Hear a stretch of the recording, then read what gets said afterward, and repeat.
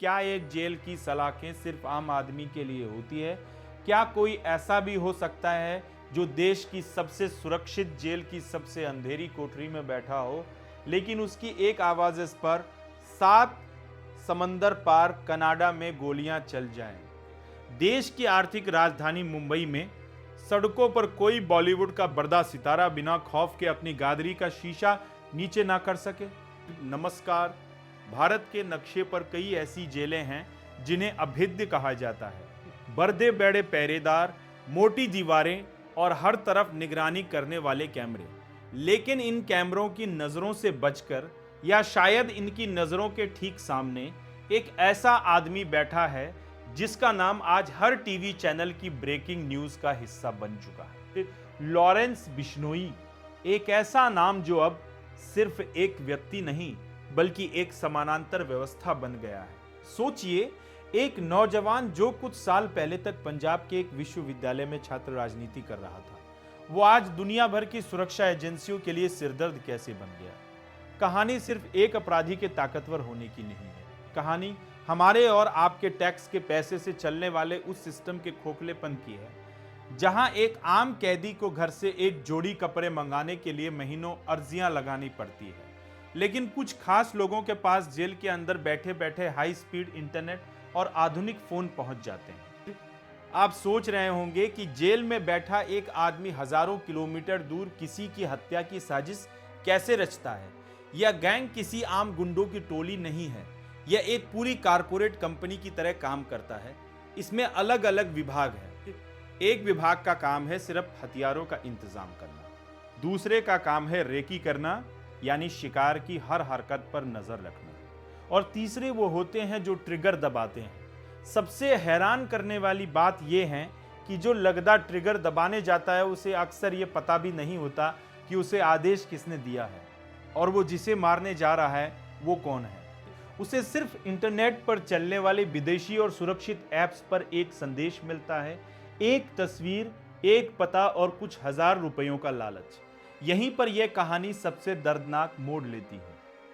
जरा गौर कीजिए, ये ट्रिगर दबाने वाले कौन है। ये कोई बड़े और शातिर अपराधी नहीं होते, ये हमारे ही समाज के वो बेरोजगार भटके हुए नौजवान होते हैं जो इंटरनेट की दुनिया में अपनी एक नकली पहचान बनाने के लिए तड़प रहे हैं, जिन्हें लगता है कि हाथ में एक हथियार लेकर वीडियो बनाने से वो रातों रात मशहूर हो जाएंगे।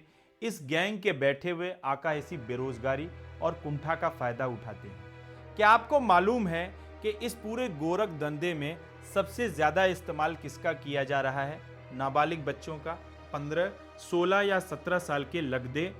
सिस्टम की यह एक और बड़ी खामी है जिसका यह नेटवर्क फायदा उठा रहा है। कानून के मुताबिक एक नाबालिग को संगीन अपराध में भी ज्यादा लंबी सजा नहीं होती। यह गैंग उन बच्चों को चुनता है जिन्हें नशे की लत है या जिन्हें सिर्फ एक गैंगस्टर कहलाने का शौक है। उन्हें पिस्तौल थमा दी जाती है। वो बच्चा ये नहीं समझता कि वो किसी की जान नहीं ले रहा, बल्कि अपनी पूरी जिंदगी तबाह कर रहा है।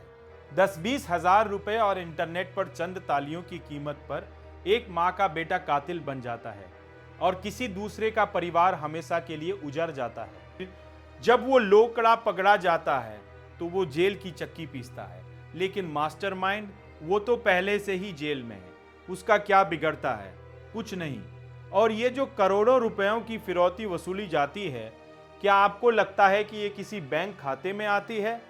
जी नहीं, यहाँ भी आधुनिक तकनीक का इस्तेमाल होता है। हवाला के जरिए या फिर इंटरनेट पर चलने वाली अदृश्य मुद्रा के जरिए पैसा सीधा विदेशों में बैठे आकाओं तक पहुंचता है।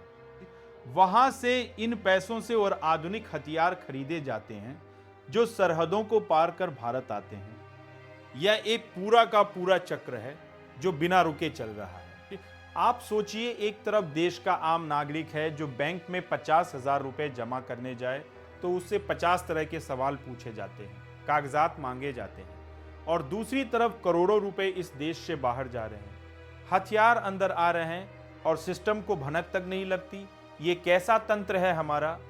आज इस नेटवर्क के तार सिर्फ पंजाब, हरियाणा या राजस्थान तक सीमित नहीं है।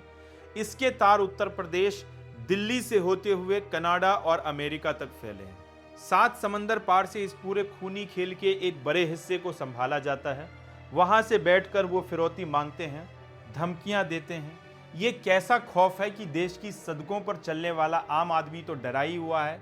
वो जो बड़े बड़े महलों में रहते हैं, जिनके आगे पीछे दर्जनों सुरक्षाकर्मी चलते हैं, उनकी भी रात की नींद उड़ी हुई है। जब किसी बड़े राजनेता को दिन दहाड़े सड़कों पर भून दिया जाता है तो टीवी के पर्दे पर बहस शुरू हो जाती है।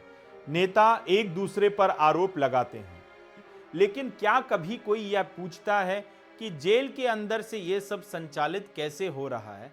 हद तो तब हो जाती है जब जेल की बैरक से कोई अपराधी नेशनल टेलीविजन पर बैठकर इंटरव्यू देता है, वो भी एक बार नहीं दो बार। वो बेखौफ होकर अपनी साजिशें कबूलता है, अपनी दुश्मनी का खुलेआम ऐलान करता है और बाहर बैठे बड़े बड़े अधिकारी कैमरे पर आकर कहते हैं कि जांच चल रही है। यह जांच कौन सी सदी में पूरी होगी, ये कोई नहीं जानता। जब एक आम आदमी ये सब देखता है तो उसका व्यवस्था से, पुलिस से और अदालतों से भरोसा उठने लगता है। उसे लगता है कि जब इतने बड़े बड़े रसूखदार लोग इस नेटवर्क से नहीं बच पा रहे तो उसकी क्या बिसात है।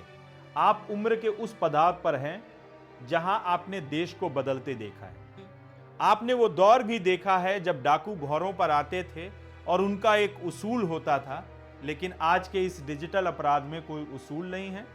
जो सिस्टम एक आम आदमी को चालान कटने पर अदालत के चक्कर कटवा कर थका देता है, वही सिस्टम इन बड़े नेटवर्क्स के सामने इतना लाचार क्यों नजर आता है?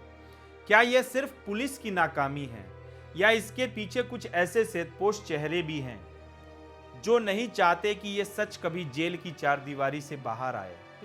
जब तक हमारे समाज में बेरोजगारी रहेगी, जब तक नौजवानों को सही दिशा नहीं मिलेगी और जब तक जेलों के अंदर भ्रष्टाचार का बाजार सजता रहेगा, तब तक एक नाम जाएगा तो कल कोई दूसरा खड़ा हो जाएगा। क्योंकि ये सिर्फ एक व्यक्ति नहीं है, ये एक बीमारी है जो हमारे सिस्टम की जड़ों को खोखला कर रही है।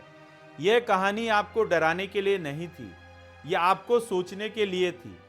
अगली बार जब आप एबार में प्रजे की किसी मशहूर आदमी को धमकी मिली है तो यह मत सोचिएगा कि यह सिर्फ उनका मसला है। सोचिएगा कि जिस समाज में हम अपने पोते पोतियों को बड़ा कर रहे हैं, वहां यह खौफ इतना आम क्यों होता जा रहा है? क्या हम एक ऐसा समाज छोड़कर जाना चाहते हैं जहां कानून से ज्यादा एक अपराधी के नाम का खौफ हो? इस सवाल के साथ मैं आपको छोड़े जा रहा हूं। सोचिएगा जरूर। अगर आपको यह चर्चा गहरी लगी हो, अगर आपको लगता है कि यह सच समाज के सामने आना चाहिए, तो इस कहानी को अपने परिवार और दोस्तों के साथ अपने व्हाट्सएप ग्रुप्स में जरूर साझा करें। ऐसे ही गंभीर और जमीनी मुद्दों पर लगातार बात करने के लिए आप हमारे साथ जुड़े चैनल को सब्सक्राइब करें, ताकि अगली बार जब हम कोई और पन्ना पलटे तो आप हमारे साथ मौजूद रहें। अपना बहुत ख्याल रखिएगा।